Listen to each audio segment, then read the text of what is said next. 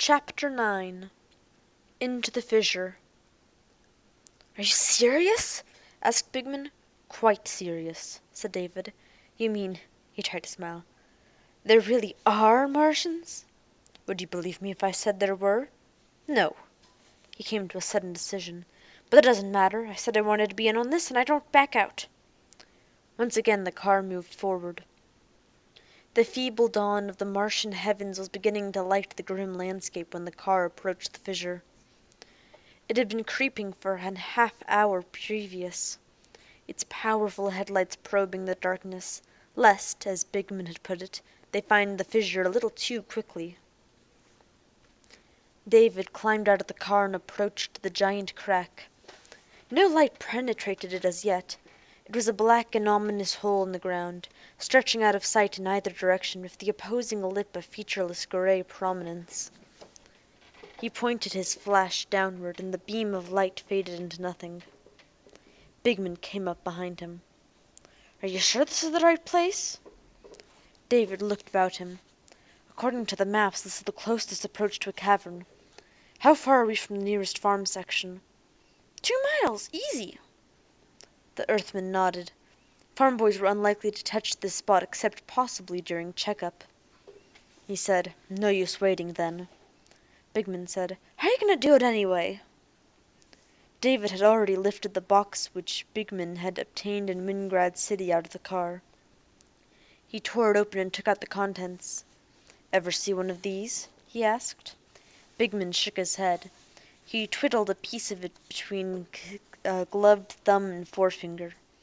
It consisted of a pair of long ropes of a silky sheen connected at 12-inch intervals by cross pieces. "It's a rope ladder, I suppose," he said. "Yes," said David, "but not rope. This is spun silicon, lighter than magnesium, stronger than steel, and barely affected by any temperature we're likely to meet on Mars. Mostly it's used on the moon, where the gravity's really low and the mountains really high. On Mars there's not much use for it because it's a rather flat world. In fact, it was a stroke of luck that the Council could locate one in the city." "What good will this do you?" Bigman was running the length of it through his hand until the ladder came in a thick bulb of metal. "Careful," said David. "If the safety catch isn't on, you can damage yourself pretty badly." He took it gently out of Bigman's hand, encircled the metal bulb with his own strong hands, and twisted each hand in opposite directions. There was a sharp little click, but when he released his hold the bulb seemed unchanged. "Now look." The soil of Mars thinned and vanished at the approaches of the fissure, and the cliff edge was naked rock. David bent, and, with a light pressure, touched the bulb end of the ladder to the crag, faintly ruddy in the flushing sky of morning. He took his hand away, and it remained there, balanced at an odd angle. "Lift it up," he said. Bigman looked at him, bent and lifted. For a moment he looked puzzled as the bulb remained where it was. Then he yanked with all his might and still nothing happened. He looked up angrily. "What did you do?" David smiled. "When the safety is released, any pressure at the tip of the bulb releases a thin force field about 12 inches long that cuts right into the rock. The end of the field then expands outward in each direction about 6 inches, to make a T of force. The limits of the field are blunt, not sharp, so you can't loosen it by yanking it from side to side. The only way you can pull out the bulb is to break the rock clean off." "How do you release it?" David ran the 100-foot length of ladder through his hands, and came up with a similar bulb at the other end. He twisted it, then pushed it at the rock. It remained there, and after some 15 seconds the first bulb fell on its side. "If you activate one bulb," he said, "the other is automatically deactivated. Or, of course, if you adjust the safety catch of an activated bulb," he bent down and did so, "it is deactivated." He lifted it up, "and the other remains unaffected." Bigman squatted. Where the two bulbs had been there were now narrow cuts about 4 inches long in the living rock. They were too narrow for him to insert his fingernail. David Starr was speaking. He said, "I've got water and food for a week, but I'm afraid my oxygen won't last more than 2 days. But you wait a week anyway. If I'm not back, then this is the letter you're to deliver to the Council headquarters." Hold on, you don't really think these fairy tale Martians? I mean a lot of things. I mean I may slip. The rope ladder may be faulty. I may accidentally anchor it to a point at which there's fault in a rock. Anything. So, can I rely on you?" Bigman looked disappointed. "That's a fine situation, Am I supposed to sit up here while you take all the risks?" "It's the way a team works, Bigman. You know that." He was stooping at the lip of the fissure. The sun was edging over the horizon before them, and the sky had faded from black to purple. The fissure, however, remained a forbidden, dusky abyss. The sparse atmosphere of Mars did not scatter light very well, and only when the sun was directly overhead was the eternal night of the fissure dispelled. Stolidly, David tossed the ladder into the fissure. Its fibre made no noise as it swung against the rock, upheld by the knob which held tightly to the stony lip. 100 feet below they could hear the other knob thump once or twice. David yanked at the rope to test its hold.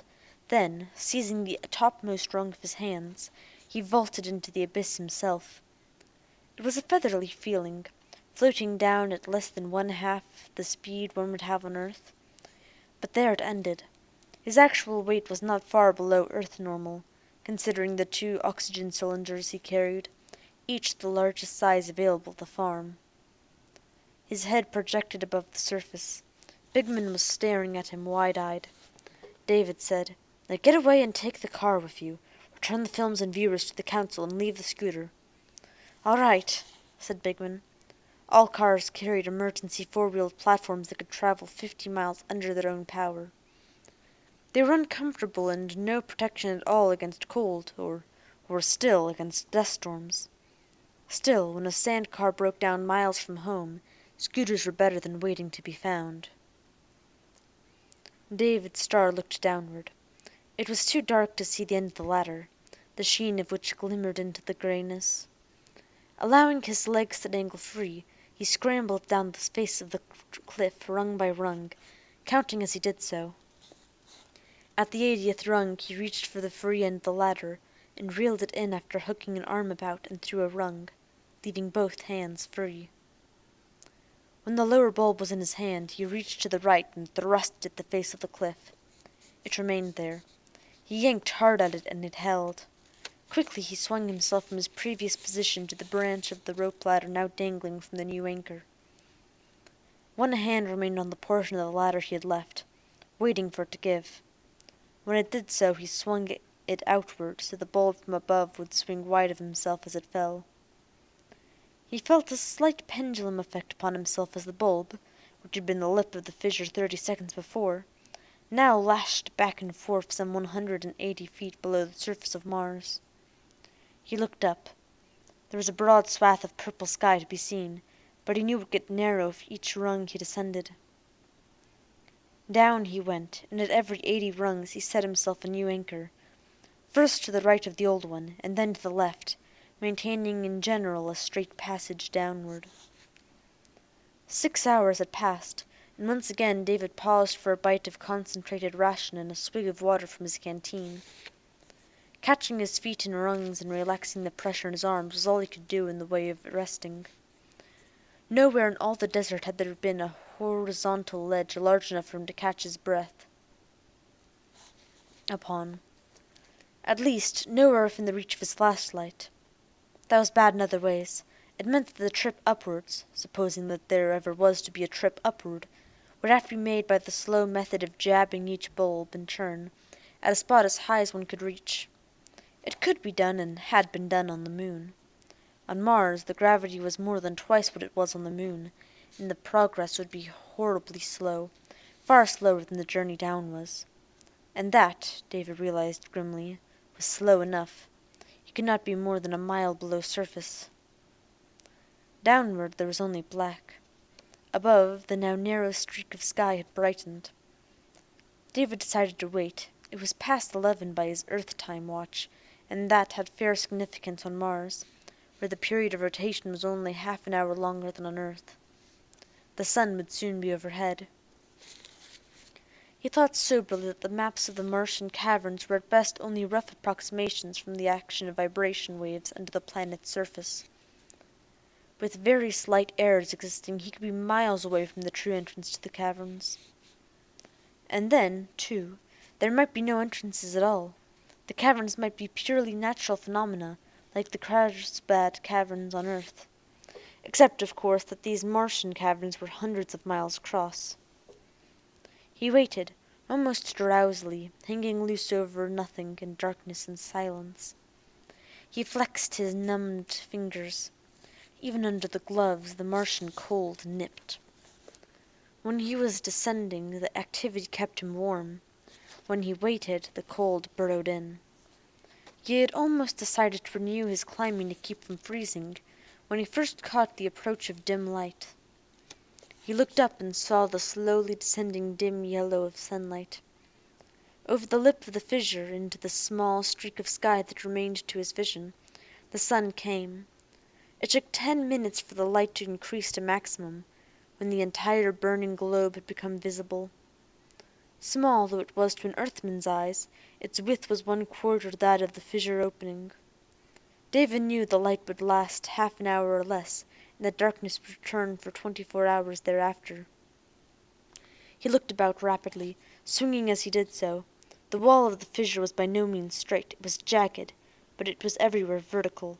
It was as though a cut had been made into the Martian soil with a badly crimped knife, but one which cut straight down. The opposite wall was considerably closer than it had been at the surface, but David estimated that there would be at least another mile or two of descent before it would be close enough to touch. Still, it all amounted to nothing. Nothing! And then he saw the patch of blackness. David's breath whistled sharply. There was considerable blackness elsewhere. Wherever an outcropping of rock cast a shadow, there was blackness. It was just that this particular patch was rectangular. It had perfect, or what seemed to be perfect, right angles. It had to be artificial. It was like a door of some sort set into the rock.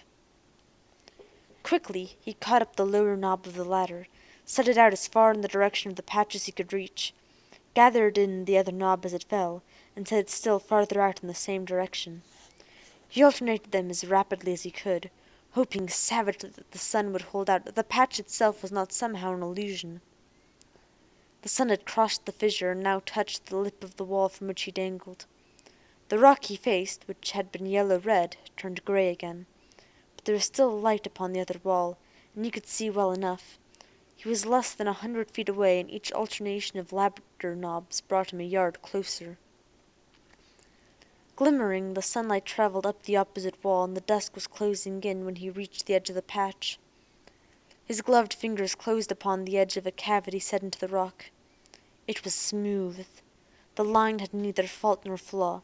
It had to be made by intelligence. He needed sunlight no longer. The small beam of the flashlight would be enough. He swung his ladder into the inset, and when he dropped a knob he felt it clunk sharply on rock below. A horizontal ledge! He descended quickly, and in a few moments found himself standing on rock. For the first time in more than 6 hours he was standing on something solid.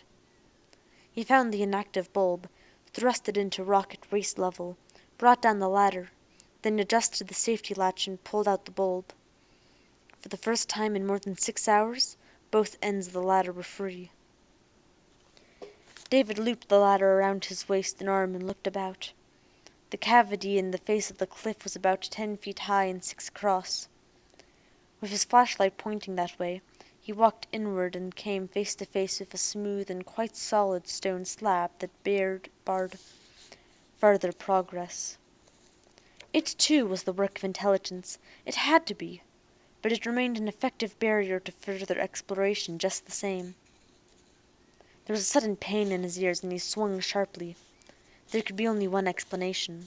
Somehow the air pressure about himself was increasing. He moved back toward the face of the cliff, and was not surprised to find that the opening through which he had come was barred by rock which had not previously been there. It had slid into place without a sound. His heart beat quickly. He was obviously in an airlock of some sort.